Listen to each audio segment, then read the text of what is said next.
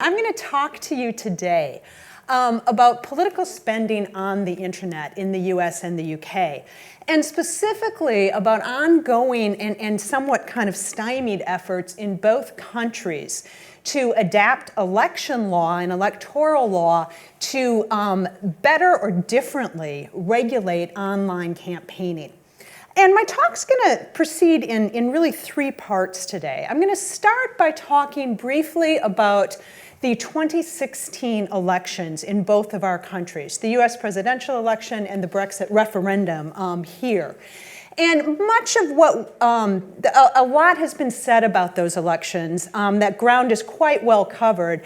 I use those elections here just because they really provide the baseline of kind of our collective understanding of the way online campaigning had changed. Because of the studies that have gone on around those elections, we know a lot more. And it really increased our awareness of how these platforms and how the online space was being used in political campaigning. Then I'm going to talk about the law in our two countries, electoral law in the US and in the UK. These bodies of law are typically thought of as very, very different. And as I'll go through, in many ways they are, but in some critically important ways for these purposes, for regulating online, they are not. And lastly, I'll conclude by offering a couple of suggestions which have been are under active discussion by your electoral commission, reform and advocacy groups in both countries about some modest changes that perhaps are the easier things to do among the many, many hard things to do, but that will involve some discussion of what perhaps we can do right now. But my main point, the main thing I want to communicate today to you is a better understanding of just how hard this is. Reform efforts, particularly around campaign financing, often kind of get popularized in this rhetoric about, well, why don't we just get money out of politics? Why don't we just exclude foreign sources? Why don't we just do that? Why don't we just do that? There's reasons why that doesn't happen. And it's not about a lack of political will or a lack of clarity of mission. It's often because these are actually really hard questions with pretty deep complexities. So what I want you to leave here with today is a richer understanding of why these problems are hard. And perhaps with that, a little bit more sympathy for some of the regulators who are trying very hard to work in this area. Okay, let's start with the 2016 elections. And as I said, these elections really revealed the extent to which the online space was being used differently than it had been in previous political campaign cycles. And what we know is that thieves stole data, sometimes in the form of personal data, sometimes in the form of email, sometimes in the form of identities. But there was a lot of data grabbing going on that probably shouldn't have been happening. And they used that information along with other sources of information to really inflame tensions around previously existing social conflict. In the US, that involved guns and race and immigration. In the UK, it involved a slightly different cluster of issues. But there was a lot of pushing on existing tensions in the online space. And then an army of trolls, bots, and avatars were used to really amplify that type of mis- or disinformation across online platforms. We also know that these efforts really had a very broad reach. In the 2016 election in the United States, we know that the troll farm associated with the IRA in St. Petersburg was spending $1 million a month in the lead up to the election to amplify these efforts into the US electorate. We also know that that involved the creation of fake social media accounts, imposter accounts, being ran by trained impersonators who were trained exactly how to push on America's social tensions. That misinformation got fed into at least 30 million Facebook news feeds, and then of course was liked and shared to many, many millions more. And of course, this has resulted in a series of indictments and investigations and guilty pleas. We know less about what happened in Brexit, perhaps because there might be a bit less to know. We do know that the UK government has stressed that there hasn't been evidence that they've seen of successful intervention in actually a swaying of the outcome kind of way. We also know that, though, that the maximum fine then possible was imposed on Facebook by the Information Commission for its data management practices. We know that a Brexit botnet, a connected series of automated programmed accounts that amplify each other's information, was active during the debate, and that 419 of the accounts that were suspended on Twitter and Facebook in the US because of their activities had also been tweeting about Brexit and issues surrounding the referendum. There have been 2 criminal investigation referrals and some fines for data and financing violations, along with some ongoing and a few concluded parliamentary investigations. So, what law governs all of this? Now, my area of expertise is, of course, election law.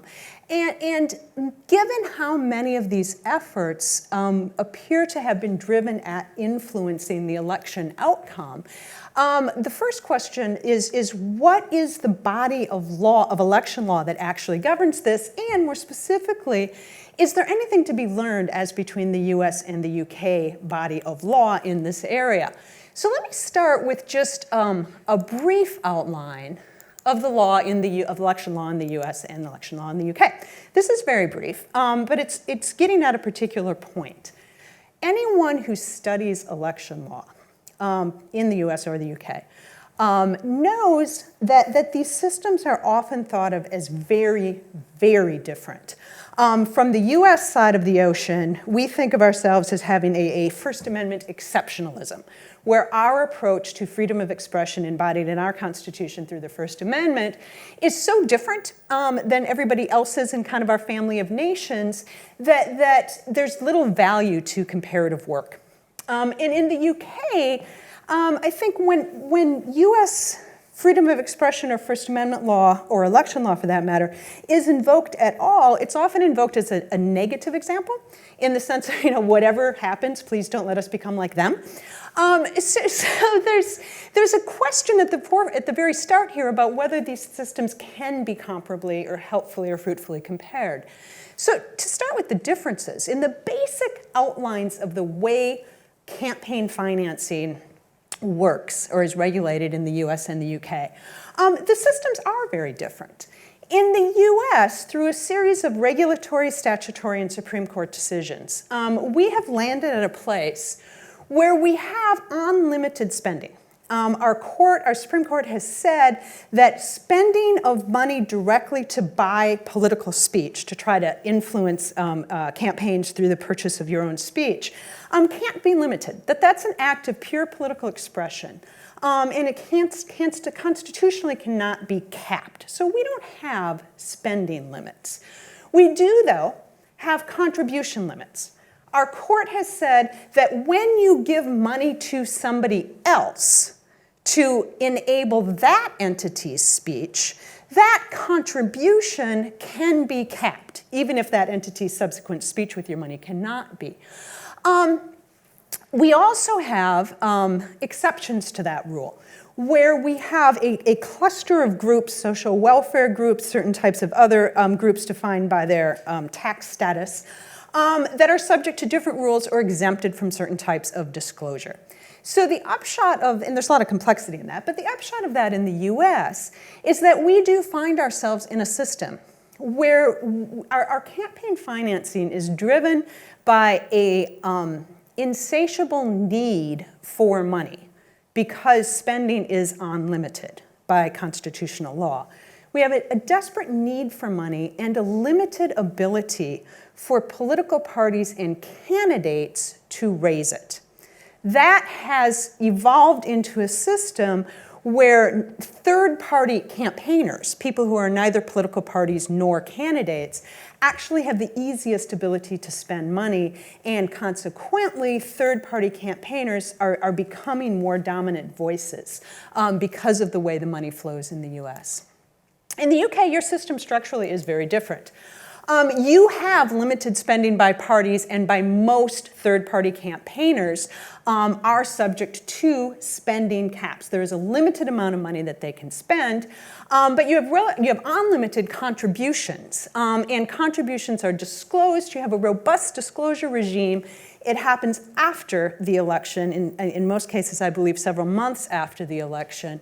And the regulatory period is the regulatory period around the election when reporting is done.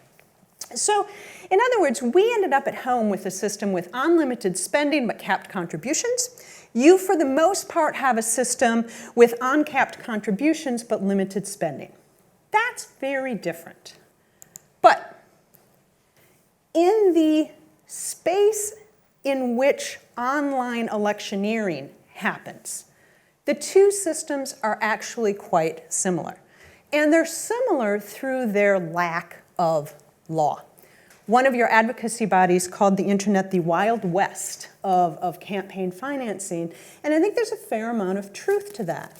We have learned in both of our countries that, to a somewhat surprising extent, a lot of what happens online is not captured by our regulatory regimes.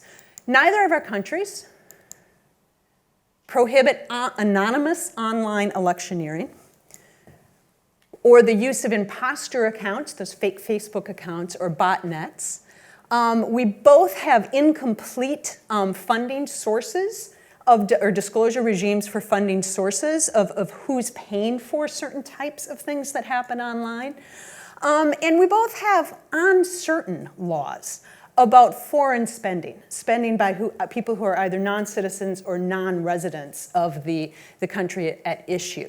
So our systems actually end up being fairly similar in regard to the types of gaps in our regulatory schemes that the online electioneering explosion has really revealed. So, specifically, online, I'm going to draw our attention to these three areas. Neither the US nor the UK have comprehensive imprint rules. In the US, we call this disclaimers. This is the authorized and paid for. This is the little bit on advertising that happens in hard copy in the real world that says who is paying for the expression, who is paying for the communication. Neither of our countries comprehensively require those imprints online, even for material that would require them offline if that was exactly the same but printed and distributed offline. In the US, we only have online imprint rules for things that are express advertising, and I'll come back and define that in a bit here, and things that are paid to be placed on somebody else's webpage. And that's an and, not an or. In the UK, your current regulatory regime doesn't mandate online imprints at all. Again, even if the exact same material would carry an imprint if printed and distributed offline. We also don't have fully wrapped around comprehensive disclosure rules for online spending. In the US, we have this social welfare category of groups who are supposed to be less connected to political parties and candidates, who do not have to disclose the sources of their funding unless they're specifically earmarked for a particular ad. And in the UK, you do have a more robust disclosure regime for things that are caught within the regulatory realm during the electoral period, but it happens after the election and it's aggregated, by which I mean it's not easy to tease out what bits of money were spent on what bits of advertising. So it's hard to reconstruct exactly who paid for what, and it happens long after the election, which minimizes the public information value of the information. We also both have unclear foreign spending rules. In the US, we have two cases, again, which I'll talk about. This is kind of just framing it up for you. Citizens United and Bloomin', which kind of tug in opposite directions about foreign spending rules. And in the UK, you appear to have a gap in your regulation that if a non-UK spender spends beneath the amount triggering regulation as a third-party campaigner, it's not clear that that spending is prohibited or captured by your regulatory regime. Okay. reform proposals in both countries are actually really quite similar. When folks look at this list, and lots of people in both of our countries are looking at this list, and lots of good thinking is going into what should we change, what can we change, what would a regulatory system that look like that better captures some of this online electioneering activity. When regulators and reform advocates look at this list, in both countries, they are coming up with very similar proposals. And I'm going to talk to you today about two clusters of those proposals: transparency rules and source exclusions. And just to briefly define both of those terms, transparency rules are exactly what they sound like. Proposals or reform proposals that are about increasing transparency are things like requiring online imprints so people understand who's paying for the political messages that they're seeing. They also include things like requirements that social media platforms like Facebook archive their political advertisements. So you can go back and see what was ran, who saw it, how it was targeted, that type of archival work. Better disclosure rules, more immediate reporting and more public reporting of who's paying for what. Greater information about the underlying sources of funding that pays for political communications. There's a whole cluster of proposals that can be collectively grouped into transparency requirements, enhancing the ability of everyone to understand who's paying for the political messaging that they see. And the second cluster of reform proposals I'm going to talk about today are source exclusions. And source exclusions are rules and reform proposals that say, regardless of how transparent something is, there are certain entities who simply shouldn't be able to participate in a domestic country's conversation about self-governance. Source exclusions include, of course, things like foreign entities, but they also include corporations, foreign or non-foreign corporations, which has been a big battle in the United States. Source exclusions drive at who gets to participate in the conversation at all, even when their participation is fully transparent for everyone to see. Starting with transparency. If there is a common ground among campaign finance regulatory schemes, it probably lies with basic transparency rules. Transparency rules are broadly seen as fulfilling two distinct and each important goals or missions in a campaign finance regime. First of all, transparency rules are seen as protecting against corruption through vigilance. And what I mean by that is that this perceived value of transparency says that one of the ways we protect against corruption of public officials is to know who they're indebted to. Who are they getting their money from? And if we know that, we can then watch their conduct, evaluate what they're doing, and decide if we think that those financial sources are influencing their decisions too much. So the first goal of transparency, or perceived value of transparency, is that we can use transparency to keep an eye on the conduct of the elected officials to determine whether we think they're too indebted to their funders. But a second value of transparency is really completely different. And that perceived value of transparency is about the viewer of the information, about the voter, not the elected official.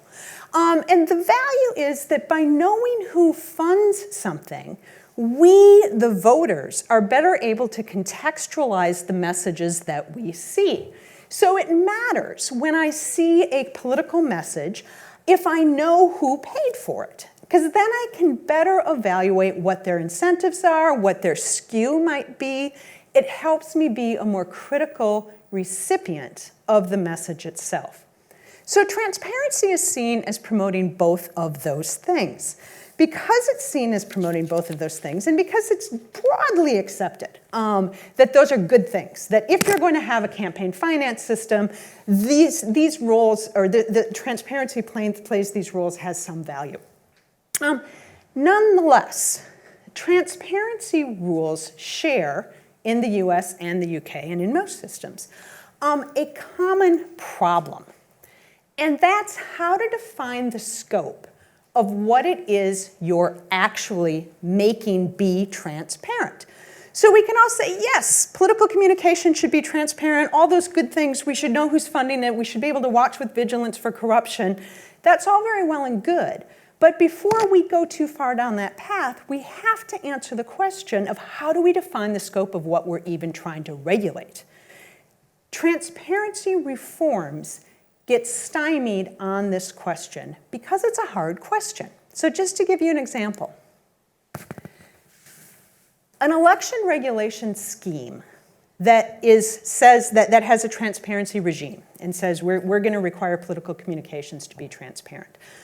Any system's going to want to capture within the scope of that regulation the statement broadly distributed that says elect Lori Ringhand to the US Senate. In the US, we call this express advocacy. You are expressly calling for the election or defeat of a named candidate for office. Any system that has transparency rules at all is going to want to capture that.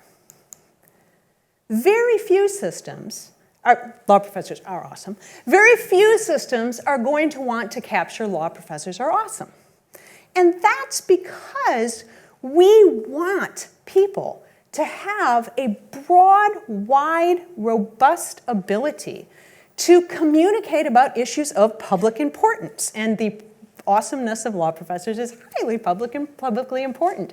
We want people to have that space to have conversations about things of public interest without getting caught in a complicated regulatory regime. So a transparent system wants to capture this within its definition, but doesn't want to capture that. Well, what do you do with this? When law professor Ringhand is running for the US Senate and the communication says we need more law professors in the Senate, do you want that in your regulatory regime or not? That's a really hard question. Regulators, courts, legislative bodies in the US and in the UK have really struggled with this question. And in fact, this question, trying to answer this question is a big part of why campaign law in the US is so complicated, because of all the different ways we've tried to answer that question. What should we actually capture with this regulation? So in the US, we've tried the so-called magic words approach. This was a gift from the US Supreme Court. And what the court said in trying to define a bright line test to define what was regulated versus what was not, what the court said was, well, the things that will be regulated are things that use the magic words. Magic words being vote for or vote against a named candidate. So we tried that for a while, and it certainly is not under-included, or it captures part of what you want to capture. It captures elect Lori Ringhand to the Senate, but it turned out to be really easy to avoid magic words, right?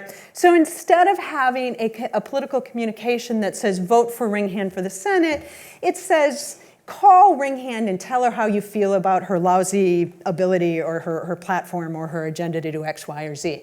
So magic words turned out to be quite under-inclusive. It was very easy to manipulate, very easy to get around. In the US, we also have a primary purpose test.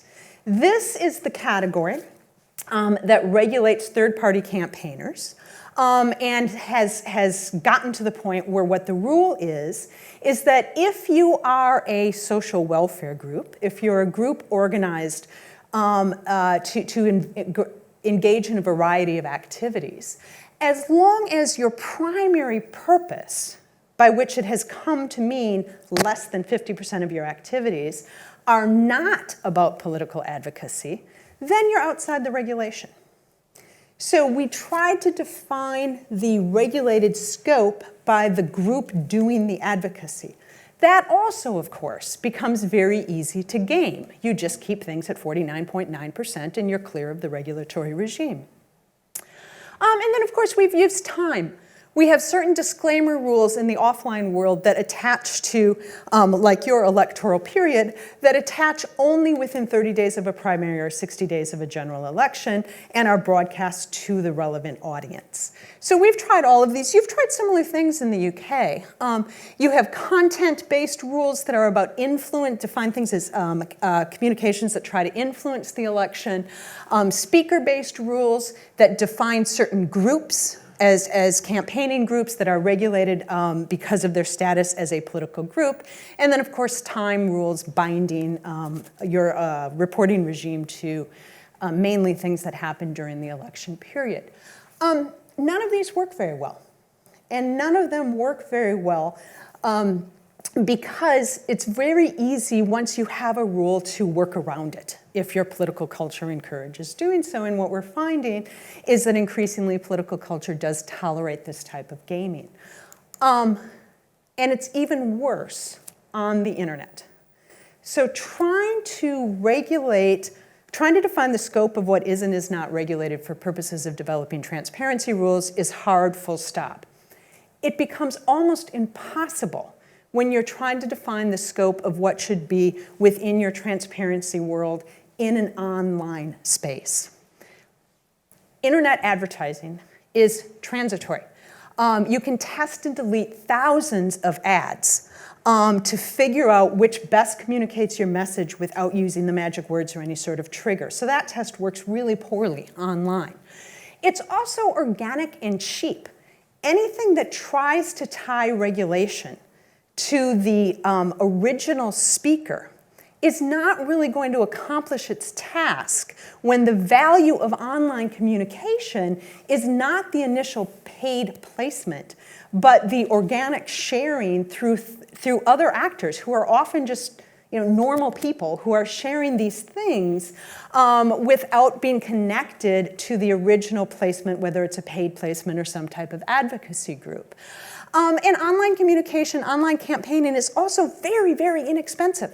So both systems have dollar amount triggers that exempt relatively small spend from regulatory regimes. But again, because of the way internet communication gains its power through organic sharing, the tiny amount of money that it pays to do an initial buy on Facebook can slide in under the regulatory regime, even if the ultimate organic spread is worth millions of pounds or dollars in terms of its ultimate reach.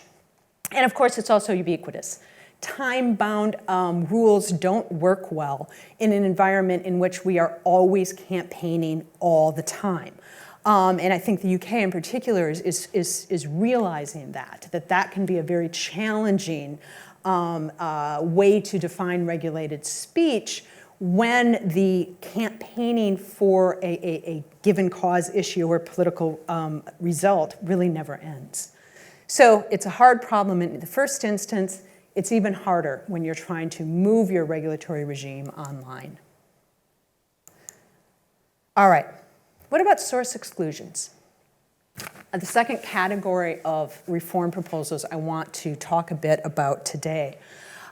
Source exclusions, again, what a source exclusion does is it prohibits certain entities from participating in the democratic political campaign finance or the campaigning discussion at all, even when the source of the speaker is fully and transparently disclosed. So to give you an example of a source exclusion, the problem with regulating, to give an example of the problem of regulating of defining source exclusions, is who are we excluding? But then more critically, what is the actual normative justification for the exclusion? So to give you an example, some of you may remember the Bush v. Kerry election in the US in 2004. And there was a charming effort by The Guardian newspaper to have a bunch of British citizens send letters to Ohio voters. Does anyone remember this? Ohio was a swing state in this election, and The Guardian decided that it was going to gather up a bunch of letters written by British citizens and send them to people in Ohio, saying things like this. You know, don't be ashamed of your president. You didn't vote for him. Don't let it come to this. It's time for Americans traveling abroad to stop trying to simulate a Canadian accent. So we got all these letters from all these British people telling us how to do our politics. This perhaps not surprisingly didn't go over really well. It ended up with The Guardian doing kind of a little mea culpa and backing off of the effort and realizing that maybe this was not the most savvy thing to try to do. Question for our purposes is, should it be illegal? When you're talking about the President of the United States, lots of people in the world are affected by that decision. What justification do we have for not letting American voters hear those opinions? That question has both a legal and a normative piece to it, and the two things are the law and the normativity are connected. It's a legally relevant question, this question of why exactly can't you see this as long as it's fully disclosed? That's a legally relevant question in the US because part of our First Amendment or our freedom of expression constitutional law requires that a law be narrowly tailored to advance a compelling government interest. In other words, it has to be drawn as narrowly as possible to restrict as little speech as necessary in order to advance its interest. So the why is baked into the constitutional question. In the UK, in the European Court of Human Rights, you ask a similar version of a question looking at proportionality. Is the response proportionate to the need, or is this restriction necessary in a free and democratic society? And the question of why can't you hear this message even if it's fully disclosed, it's also normatively complex because unlike the first value of transparency, source exclusions aren't really about corruption of elected officials. They're about what does this do to our internal debate? What does it mean to say that we're going to regulate something even though it's mediated through the mind of a voter? Why can't you see this? And then make up your own mind about its relative importance. Those are complicated questions, and we don't have good answers to them. If it's fully transparent, why prevent a voter from hearing that perspective? Again, both of our countries have struggled with this question. What is the why for this type of source-based exclusion? In the United States, we have two court opinions that pull in really quite different directions on this question of source exclusions. Some of you may have heard of the Citizens United case. It was a 2010 US Supreme Court decision that invalidated on constitutional grounds a prohibition on incorporated entities using general corporate revenue to buy political speech. In its reasoning, the US Supreme Court in Citizens United really stressed the invalidity of source-based exclusions. The Citizens United opinion just rings with this rhetoric about how people hear political messages, they evaluate them, and it doesn't matter what the source of the money is. There's no reason to distinguish on the basis of the source of the funding as long as it's part of otherwise valid and disclosed as required by law. So Citizens United was very dismissive of source-based exclusions as completely foreign to the US First Amendment. A separate opinion, decided just 2 years later and written by now Justice Brett Kavanaugh when he was sitting on a lower federal court, asked whether a Canadian could be prevented from spending a relatively small amount of money on advocacy, express advocacy, in a United States political election. And the court upheld the exclusion. They said that the prohibition was appropriate and acceptable. And it recognized Citizens United's dismissal of source-based exclusions, but carved out an exception for foreign citizens. And it carved out the exception by drawing on a completely different body of law that talks about the sovereign right of states, nation states, to define their own political agendas and to really limit the hard work of self-governance to people who are part of the political community. So Citizens United and Blumen, that case, take really fundamentally different approaches to this question of when and if source exclusions can ever be valid. In the UK, I think you have a bit less of a normative debate about this, but your regulatory scheme isn't quite where you maybe thought it was. In that foreign donations are prohibited, except for corporations with UK subsidiaries appear to be able to fairly easily make political donations through those subsidiaries. And as I mentioned earlier, the status of foreign source spending is a little less clear as long as it comes in under £10,000 or whatever the relevant race is that triggers registration as a third-party campaigner. So our laws in both countries here are complicated. And they're complicated, I would posit, because they don't quite know what to do with these ideas about regulations that are based on what we think about how voters make decisions, and material that is mediated through the mind of the voters that's about the cognitive state of how voters think about information.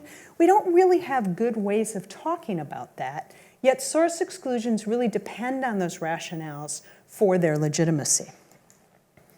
And again, it's harder on the internet because we are starting to know a lot about the way receiving information online affects how we cognitively process it. Information online travels very rapidly, which means we have very quick responses that are not necessarily always our most reflective responses. Confirmation bias, you all probably know what confirmation bias is. It's a tendency that humans have to accept as valid information that they're predisposed to agree with and dismiss as invalid information that they're not predisposed to agree with. That's worse on the internet. We're bad at this across the board. We're really terrible at it when we receive information online. Information online also appeals and travels more rapidly when it has a high index on the emotionality scales. In other words, things that push our buttons.